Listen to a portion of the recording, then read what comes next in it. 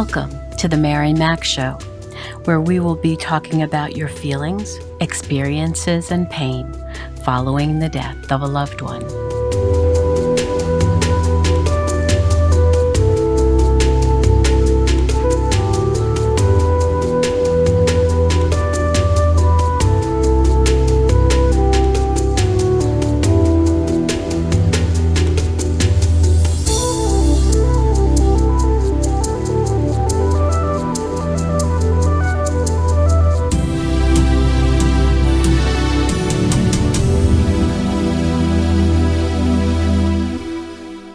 Good morning, good afternoon, good evening.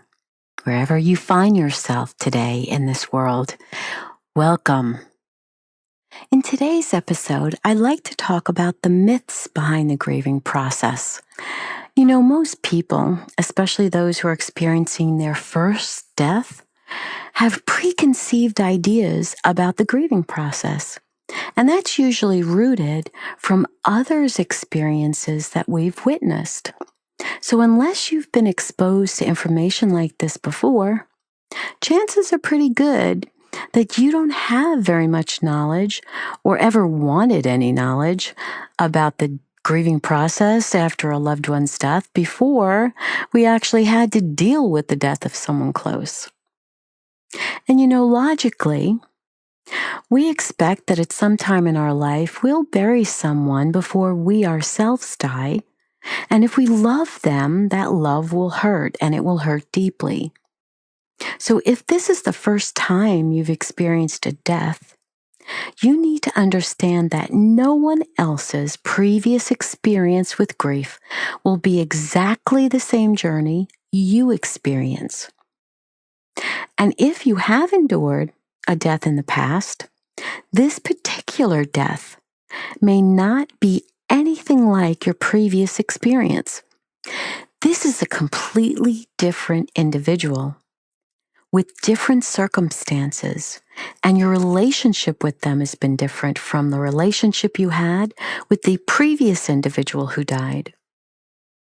So let's begin by explaining what grief is not, because we may have heard many stories about what you will feel, what you will encounter, how people will treat you, and many other sordid details, which may or may not be true for you. They may have been true for other people, but that doesn't make it true for you. So I want you to begin this experience with an open mind. So what are the myths surrounding the grieving process? Well, the first one is that everyone grieves in exactly the same way. Well, if that were true, there would only be one book on the grieving process, and every person would follow it. There would be a set of directions. It would be like a recipe. It would be similar to an instruction manual that would tell you how to get from point A to point B. And these were the exact directions and exact manner, and there was no deviation whatsoever. But nothing could be further from the truth. Every one of us deals with death in a different way. Your reaction may be completely different from your mother, sister, father, sons, daughters, brother's experience. Could be different than your spouse's experience. How you grieve depends on a number of things. First of all, the way you learn to cope with stress in your life before this death. The quality of the relationship you had with the person who was killed or died. The circumstances under which they died. The practice of your faith and ethnic customs. The emotional support you receive from your family and friends while you're going through the grieving process. 2, we handle all death losses in the same way. Again, this is untrue. You respond to each death during your life based upon many things. Whether that was your first death loss or you've experienced more than your share, Many of us can recall the incapacitation and shock we felt at our first serious death. It's based on how mature you are when your loved one died. When you experience a loved one's death when you're a child, this will be completely different for when you have a death of a loved one in your 40s or your 30s. Also, how the person died.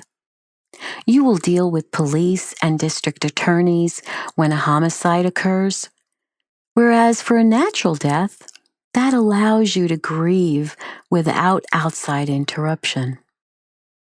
Also, it's based on the relationship you had with them. You will grieve the death of a child quite differently than a business colleague, for sure. The proximity of their physical body to you when they died. A loved one killed in a car accident where you were a surviving passenger will feel quite different than your 90-year-old grandfather's death in another state. Also, the quality of the relationship you had with them. If you had strained relations with a family member, perhaps their death will not affect you nearly as much as a neighbor with whom you socialized on a regular basis. Just because you were related to an individual doesn't mean the grief will be greater or longer. And also the geographical distance between the two of you. Chances are you will grieve more deeply for a beloved grandparent who lived in your home since you were a child than one who lived 3,000 miles away and with whom you had little contact throughout your lifetime. Myth number 3. Parents are supposed to die first.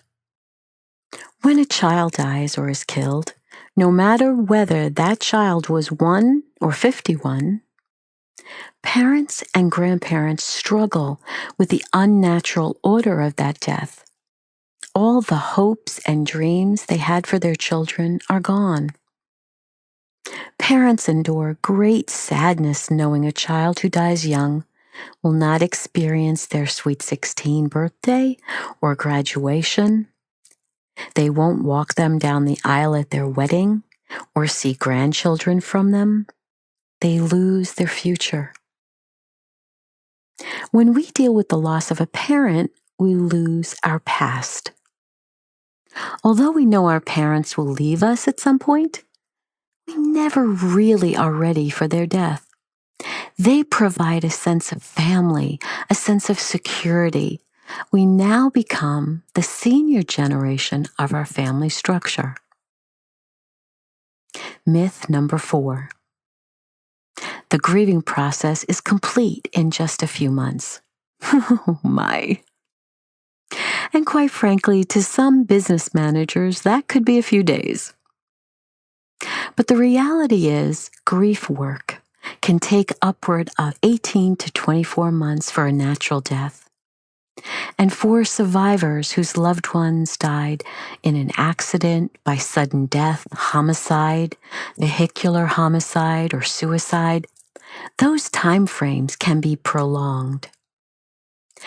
Please note that there is no set time frame, that everyone's time frame is different, and it depends on the relationship you had with that person. If you had a superficial relationship, you will not, of course, need to grieve to the same extent as you would for someone whom you loved very deeply. And chances are, you wouldn't be listening to me right now if this was only a superficial death. This also doesn't mean you grieve with the same intensity throughout this entire time.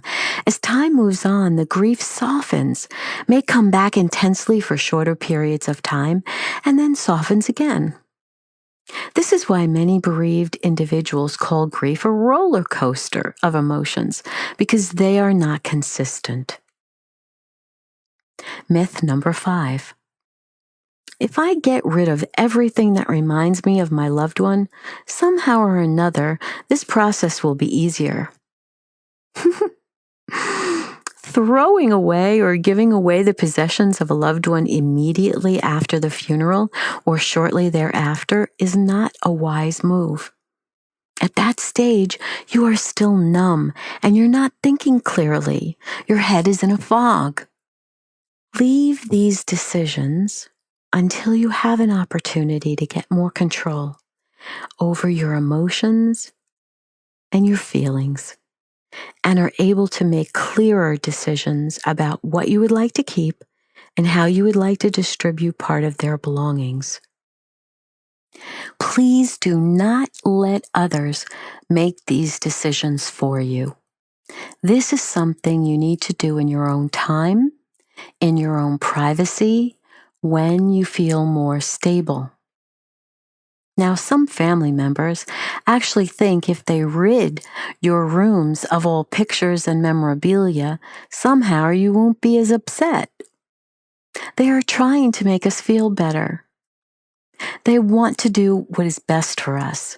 But in that process, oftentimes, they are really doing what is better for them, what makes them more comfortable. Understand that out of sight does not mean out of mind. Belongings are very precious possessions, and having pictures out may be extremely cathartic for you. It is not uncommon to stand there and talk to the picture when you need to talk to your loved one. It's not uncommon at all. Having his or her belongings still in the closet so that you can smell how they smelled and embrace the clothing, that will help comfort you. So please don't do anything with your loved one's belongings until after everyone has gone home for the funeral. Don't wash any piece of clothing or give anything away until you are stronger and thinking more clearly. Individuals who are not going through the grieving process often do not understand any of these things. And before you have had your first significant loss, neither did you. Take what they do for you as a sincere gesture, but make up your mind that you will be in charge of the possessions at your own pace.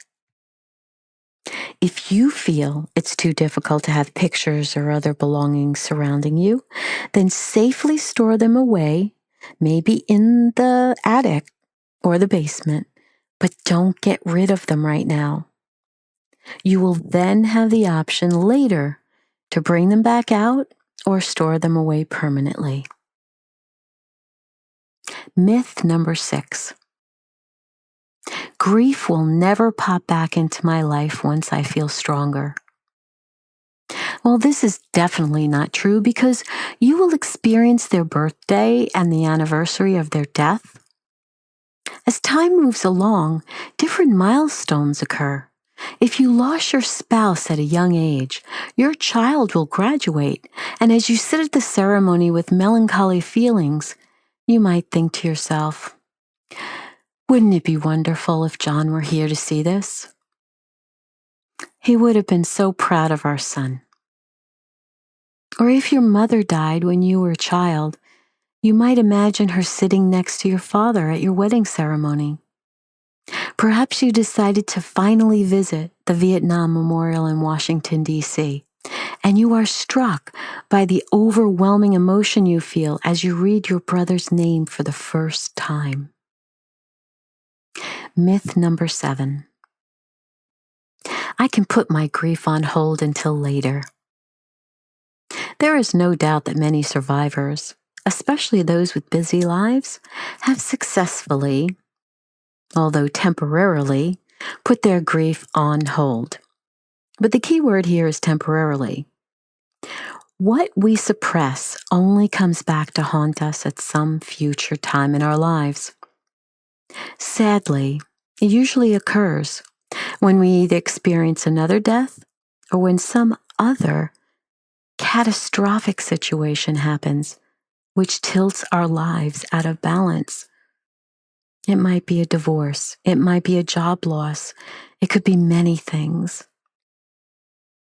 So do not ignore your grief as if it will go away Although facing the pain and experience is by no means easy, it is far healthier than trying to outrun your emotions by working more, doing more, or escaping into an addictive behavior, lifestyle, or relationship.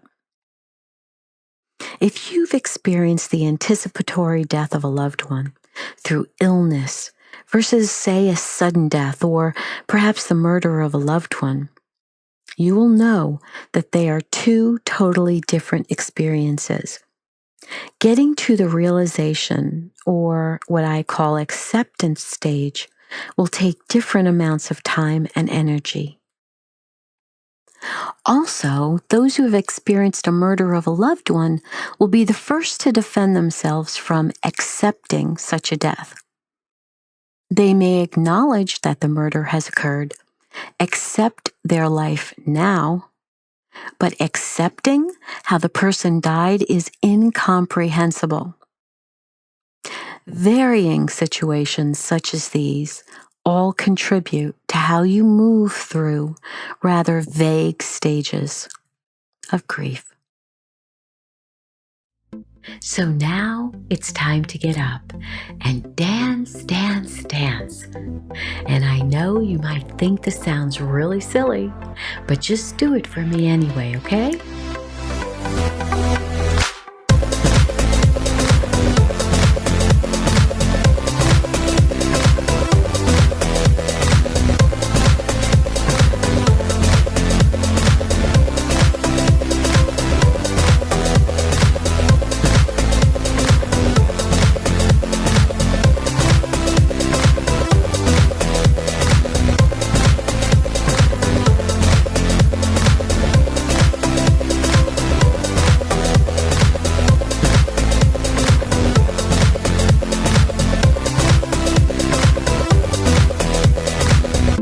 Thank you for listening in today, and share my podcast with those who might benefit from this knowledge. Remember to write 5 things in your journal each night that you are grateful for. Please subscribe to my podcast and rate and review it at www.themarymacshow.com, and sign up for my private email list there so we can stay in touch. And as always, remember to be happy because you deserve to. I'll speak with you again soon.